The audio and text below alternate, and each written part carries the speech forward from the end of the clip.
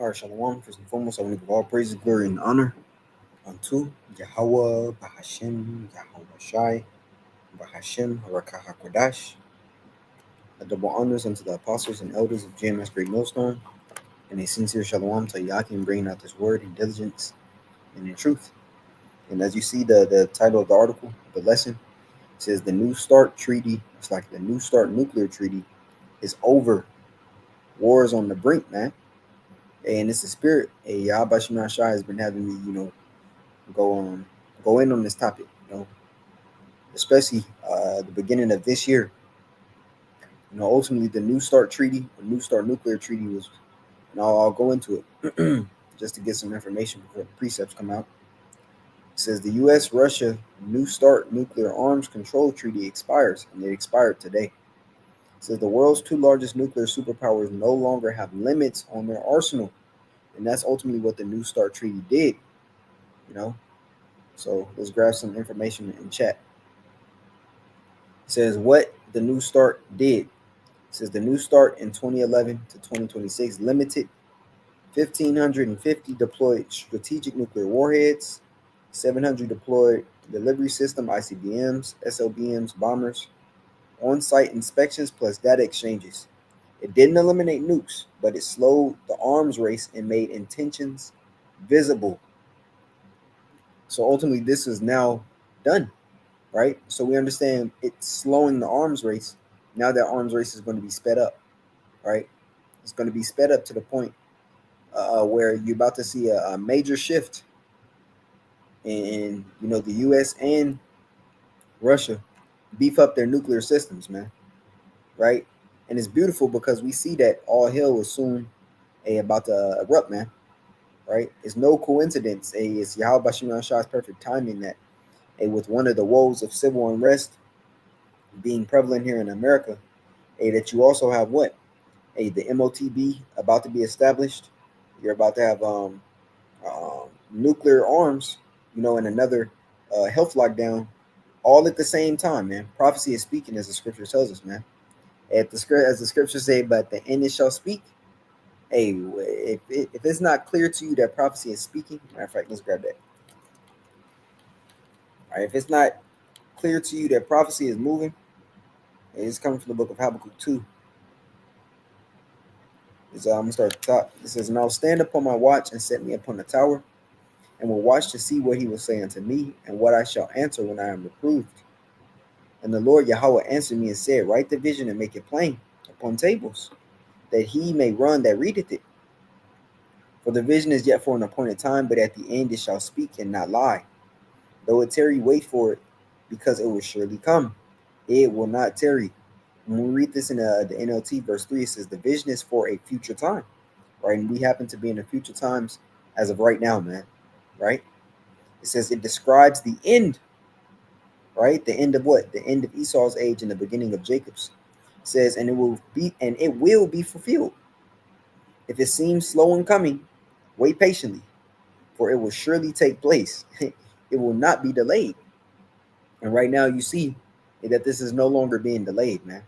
It says the last nuclear arms control treaty between Russia and the U.S. states, it's like the U.S. expired on Thursday, which is today. It says leaving the two countries without limits on their arsenals for the first time since 1972. It says Trump insisted that a better agreement is needed, one that includes emerging nuclear powerhouse China. But until then, the owners of roughly 90% of the world's nuclear warheads remain unchecked. Right? And we understand the hammer, the earth, being America, Babylon the Great, are those ones that's ultimately unchecked. It says signed in 2010, the so-called New START Treaty went into force in February 2011 and was set to expire in 15 years, which that happens to be today. The agreement capped the number of nuclear warheads that each country can deploy to 1,550 and included significant mechanisms for verification and transparency. It says Putin announced on February 2023 that he was suspending his country's participation in the treaty over Washington's support for Ukraine. But the Russian Foreign Ministry says shortly after that Moscow will continue abiding by the agreement's limits on the number of warheads it can deploy. Right? And he did that because he knew once he took his foot off or left the the treaty, Guess what? America was going to do the same. Much like with the Iranian nuclear deal, right? And the U.S. left first, and then Iran left, right? And then a Washington or the U.S. basically pointed their finger at Iran, saying, "Oh, well, you left," and right, and that was just a big whole just mess. But nevertheless, this is the last nuclear deal or nuclear treaty deal, that is that was in existence, man. So right now, both countries are basically moving freely, and beefing up their military, man. Hey, so call on Yahweh Shema Shai, because this is what it leads to. This is Revelation 11 and 14. It says, the second woe is past, and behold, the third woe cometh quickly. Right? The second woe was World War II. The third war, or the third woe, Salaki, is World War III. And behold, it cometh quickly. So guess what? And we understand this is the end game, or the end prophecy for Babylon the Great, but nevertheless, we still report on it, because guess what? And when the prophecies begin to moving, or when the prophecies begin to move, they're going to happen very fast, man. Right? So let's get some more information on it. I'll start here. Let's see. This is from Yahoo News. It says, today we have entered a terrifying new world, one with no limits on the nuclear arsenals of the two largest nuclear powers on Earth. With the expiration of New START, the U.S. is tearing away the last remaining guardrail, preventing its catastrophic return to the unchecked nuclear buildup of the Cold War.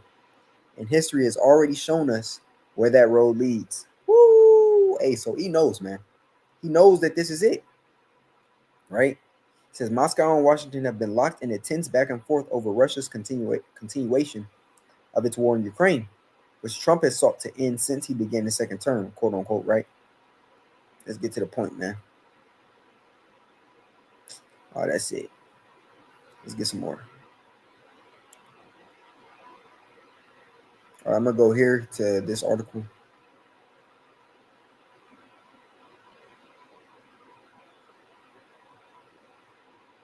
It says New START limits all Russian deployed intercontinental range nuclear weapons, including every Russian nuclear warhead that is loaded onto an intercontinental range ballistic missile that can reach the U.S. in approximately 30 minutes. But this is now done away with, right? This is now done away with, man. So they're not limited to deploying these ICBMs to U.S., man, in 30 minutes. It says it also limits the deployed Avangard and the under deployment Sarmat, the two most operationally available of the Russian Federation's new long-range nuclear weapons that can reach the U.S. So now ultimately Russia is free, to use these weapons and send them to the U.S., man, or shoot them at the U.S. because the New START limited its ability to use these weapons. Hey, but now that door is open, right? It's now open, man. Right? So this opens up the U.S. to destruction, which ultimately, hey, Yahweh Bashim Shah had it this way, right? Now, let's get it.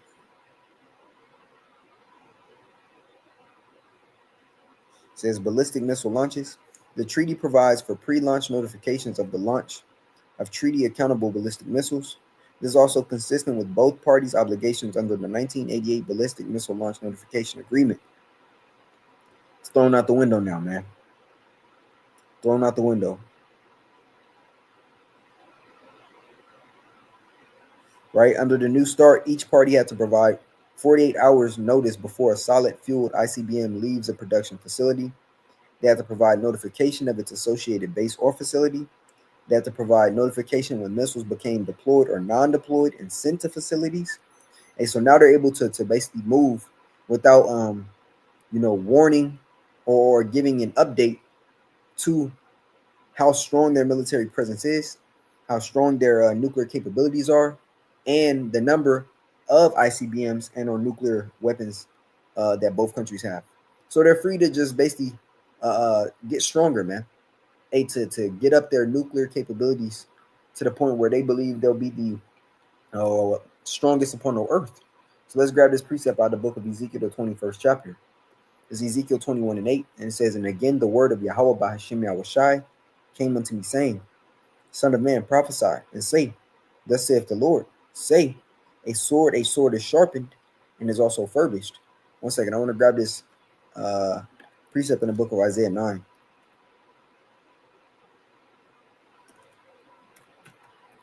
Right? Letting you know that this isn't actually a physical sword anymore, right? But that is nukes. There's Isaiah 9 and 5. It says, for every battle of the warrior is with confused noise and garments rolled in blood, right? And that's ancient warfare. You know, you had troops, you had archers, and you had men with armor and shields and bucklers and swords, right? That was the ancient war. It says, but now this shall be with burning and fuel of fire. Meaning what? Wars become technologically advanced to the point where what? You don't even need physical soldiers anymore. The bulk of destruction is going to come from these nukes being bathed in heaven, as the scripture says, the sword shall be bathed in heaven, right? And those nukes coming down upon, the countries and whereunto they're sent. And the scriptures tell us in the book of Jeremiah, all ye that bend the bow, shoot at her, spare no arrows, which means what? All the nations that have nuclear capabilities or ICBM capabilities are ultimately going to shoot upon the whore. Right? It says they shall burn her and eat her with fire. Matter of fact, let's grab that.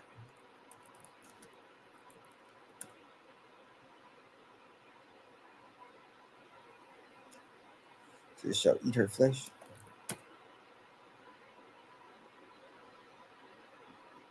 All right, this is Revelation 17 and 16. Ooh, I'm going to start up. 15. And he saith unto me, the waters which thou sawest, where the whore sitteth, right? This is the whore. It says, are peoples and multitudes and nations and tongues. And that's why the scriptures say what? The whore that rideth the beast. The whore is America. The beast is NATO and the EU. It says, in the 10 horns which thou sawest, right? And these were the vassal states unto the Roman Empire, which are now those same nations that are now the little men, right, unto America, man. It says, and the 10 horns which thou sawest upon the beast, these shall hate the whore, right? We see that there's a growing tension between, NATO, the EU, and ultimately America, right? America ultimately is creating that feud or that feudal between these lower countries or these lesser countries, so to speak. And guess what? They're going to hate this place. And when we go into the book of Ezekiel, the 38th chapter, it speaks about what? Them having that evil thought, right? Ultimately, Yahweh Shema Shai is going to have or put that thought into their mind. When we go into the book of Proverbs, it speaks about what? The heart of the king is in the hand of the Lord. It says, and as the rivers of water, he turneth it whithersoever he will. So Yahweh Shema Shai is going to put that thought into the minds, of these NATO and the EU countries, right? To do what? To ultimately turn on this whore, man, right? It says, and these shall hate the whore, shall make her desolate, it's like, and shall make her desolate and naked, and shall eat her flesh and burn her with fire, right? It says, it's like, for Yahweh Bahashim Yahweh Shai have put in their hearts to fulfill his will, and to agree and give their kingdom unto the beast, until the words of Yahweh Shai shall be fulfilled, right? So these nations, the 10 horns, NATO and the EU, they are going to turn on this place, and ultimately, as the scriptures say, all ye that bend the bow shoot at her and spare no arrows, man. Right? Just going into that nuclear destruction. But let's get back to it, to this article. Let's go to chat. So I went on chat and asked a couple questions. It says, what happens if nothing replaces the new start? And even chat knows this is the dangerous part. No inspections, no data exchanges, no legal caps. That leads to worst case planning, moral warheads kept on high alert, faster escalation during crisis. History reminder, every US/Soviet arms race started this way, with uncertainty. So what I asked it to do is give me the comparison to the collapse of the INF treaty and worst case scenario effect from this. It says yay or yeah, it's like it. This is where the warning lights really start flashing. The collapse of the INF treaty is basically the dress rehearsal for what a post-New START world could look like, only bigger, faster, and far more dangerous. So it says the INF treaty collapsed 2019. What actually happened It banned all U.S. and Soviet/Russian ground-launched missiles with ranges of 500 to 5,500 kilometers. It died. No inspections, no bans, no limits, no warning mechanisms. The immediate effects after the INF collapse says within months, U.S. tested ground-launched cruise missiles it hadn't been allowed to build for 30 plus years. Russia already had the 9M729 deployed. NATO and Russia remilitarized Europe's missile geography.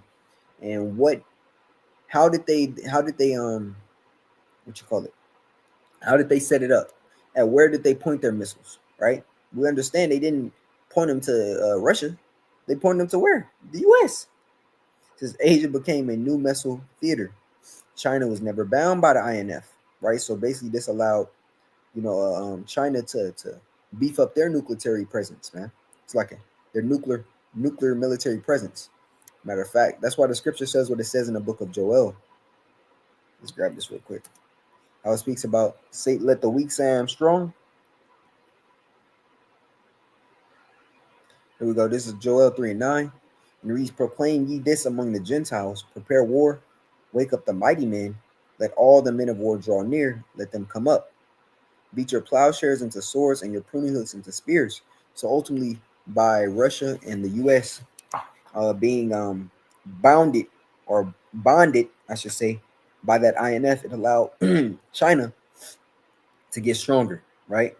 It says they beat your plowshares into swords and your pruning hooks into spears. Let the weak say I'm strong. So it allowed them and other nuclear capable countries to get stronger because the U.S. and Russia was capped. But now you see that what? That cap is now gone. It's gone, man. Right? So now we're about to see, in the news, an influx. It's like it. About to see an influx of nuclear news, man.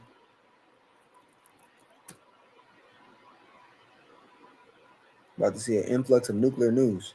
This Joel 3:10, it says, beat your plowshares into swords and your pruning hooks into spears. Let the weak say, I am strong. Right? And it's not as if they're going to get, just stronger than America. But the point is that when everybody is against the hammer, guess what? Then it is a strong presence. Then it is a force to be reckoned with. Right? And that's the point. Yeah, the U.S. has the greatest military upon the earth right now. Yeah, they have the greatest nuclear capability. They put the most into their nuclear programs. Speaking of monetary, right? But when everybody in the world is against you, what good does it do? Right? So it says a direct comparison of the INF versus the New START. It says the scope of the INF collapsing. Oh yeah, let's see. So the INF collapsed the weapons, the intermediate range missiles. When the New START collapsed, ICBMs, SLBMs, and nuclear bombers are going to be higher in production.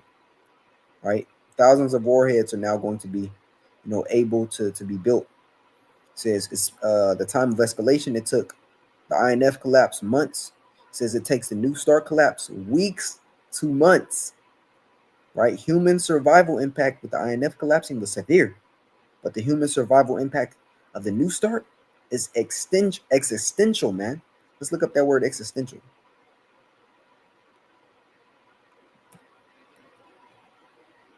It says existential. What the heck? It says existential when analysis say the collapse of the New START is an existential risk. They means it threatens the continued existence of human civilization as an organized, functioning system, not just individual lives or states or regimes. This isn't about fear mongering. It's a technical classification used in risk studies, right? So it says it threatens the continued existence of human civilization, man, right? And that's biblical, right? Because we understand the whole earth ain't gonna be destroyed. Scriptures clearly say that the earth abideth forever. The difference in this, I'm grabbing the precept. The difference in this is that guess what? Once E is taken out, there's a new rulership that's going to be exalted, man. And ultimately, that's the house of David. It's the house of David, man. So like I'm grabbing this precept in the book of Revelation, Revelation the 9th chapter,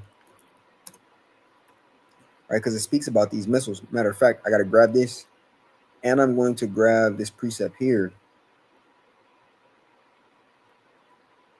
in the book of, I believe it's Ecclesiastes.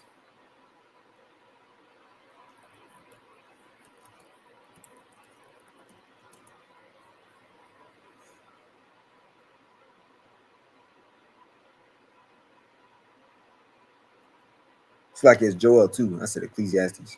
Tripping. Matter of fact, I'm gonna grab this in Joel first.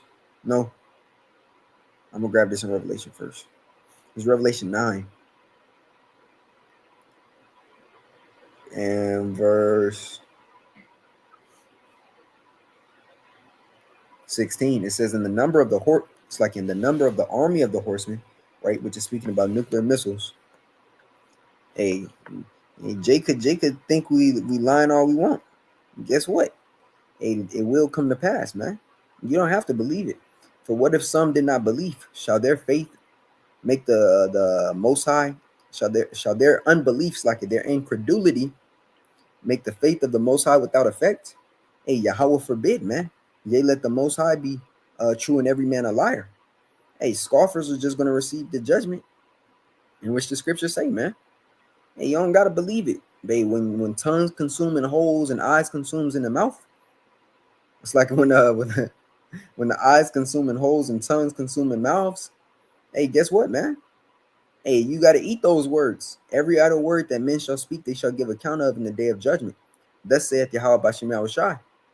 Hey, this is news in which Esau himself is reporting on, right?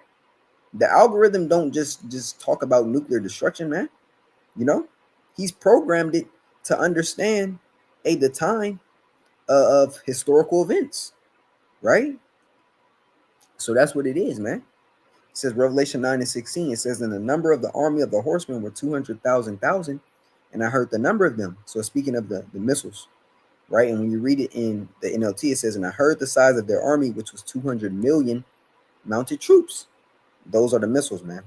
Right? It says, "And thus I saw the horses in the vision." Horses represent power, and that's exactly what the nukes are going to bring. That's why the scripture says when they begin to hit the earth, thou shalt reel the earth to and fro like a drunkard, because of the power. It says, "In them that sat on them, having breastplates of fire and of jacinth and brimstone," right? Because the Lord likens the last destruction unto the judgment he gave unto Sodom and Gomorrah. It says, "And the heads of the horses were as the heads of lions, and out of their mouths issue fire and smoke and brimstone." Hey, so whether anybody believes it or not, guess what? Hey, you just gonna be a part of it, man. You know? Hey, prophecy don't stop because a nigga don't believe. Prophecy don't stop because a nigga don't believe, man. Right?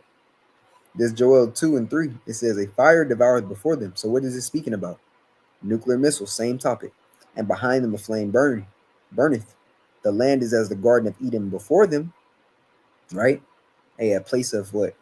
Paradise, right? America's a place of being able to, live to your most wicked self, right?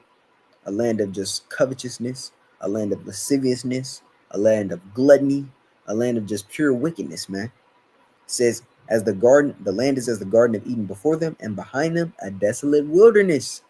Yea, and nothing shall escape them." Right? So that's the point, man.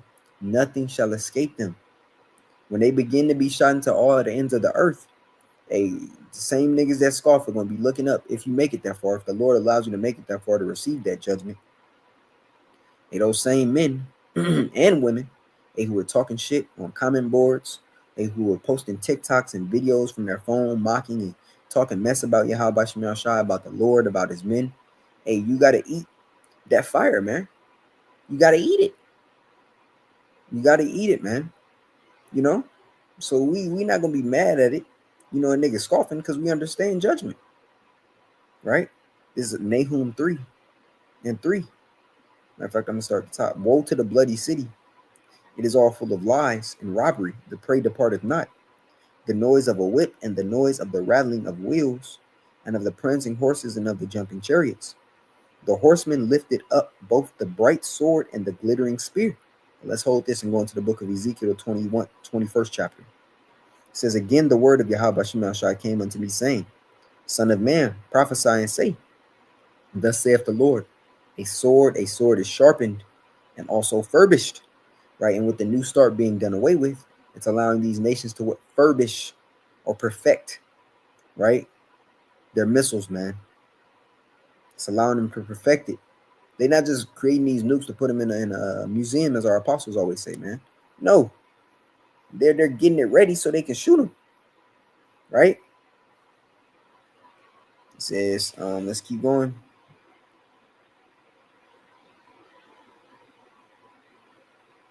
Yeah.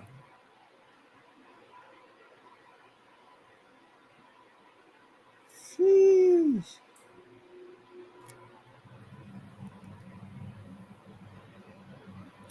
Hey,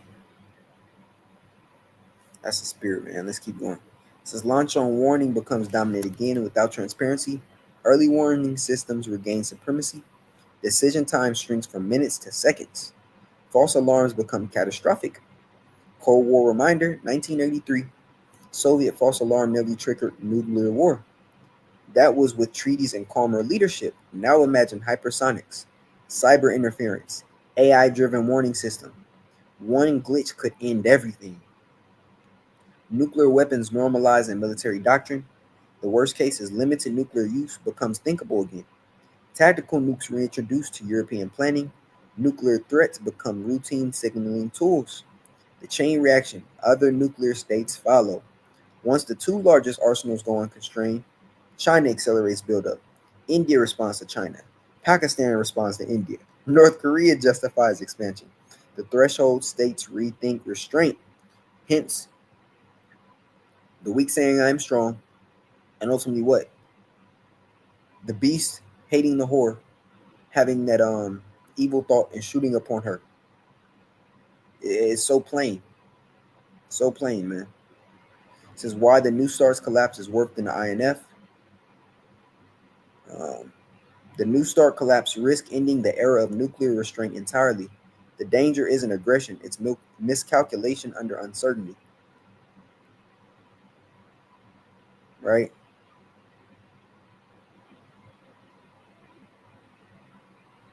It says with the New Start going, Europe is now at risk. Right? New Start going, human future at risk. That's the difference. Right? That's the difference. You know? Hey, and the scripture tells us so. It's like I wasn't even showing the thing. It's like it.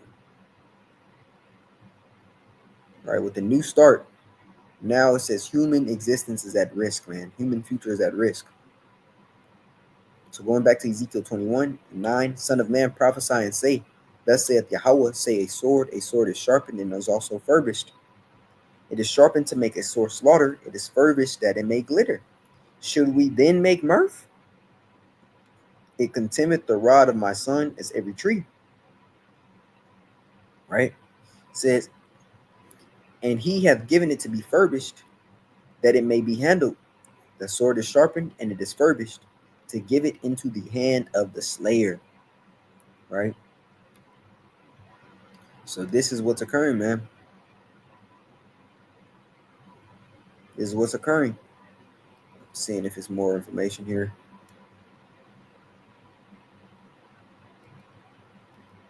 That's pretty much the point. Matter of fact, got to end with this here. Got to end with the destruction of the whore. It's Revelation 18 chapter. And I'll start at the point.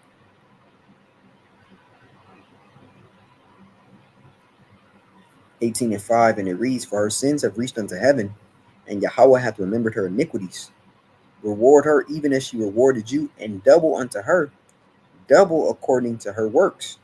And the cup which she had filled, filled to her double. How much she hath glorified herself and lived deliciously. Speaking of America, Babylon the Great. So much torment and sorrow give her, for she saith in her heart, I sit a queen and am no widow, and shall see no sorrow. And that's why Nahum says what it says. Right? Woe to that bloody city, man. Right? Woe to that bloody city. And also, when you go into the book of Isaiah, the 47th chapter, it's speaking about that destruction as well, right? It says, how much she hath glorified herself and lived deliciously, so much torment and sorrow give her. For she said in her heart, I sit a queen and am no widow and shall see no sorrow. Therefore her plague shall come in one day, death and mourning and famine, and she shall be utterly burned with fire, for strong is the Lord power who judgeth her, man. So this is what's coming. 18:17, for in 1 hour so great riches is come to naught, and every shipmaster and all the company in ships, and sailors, and as many as trade by sea stood afar off, and cried when they saw the smoke of her burning, saying, what city is like unto this great city? And they cast dust on their heads, and cried, weeping and wailing, saying, alas, alas, that great city wherein were made rich all that had ships in the sea by reason of her costliness, for in 1 hour is she made desolate. And so we're about to see a ramp up, in nuclear arsenals between all these countries, man, right? And it's ultimately the power of Yahweh Shimon Shah bringing it, man. This is just another chess move the Lord created in order to what? To bring forth the end of this age, man.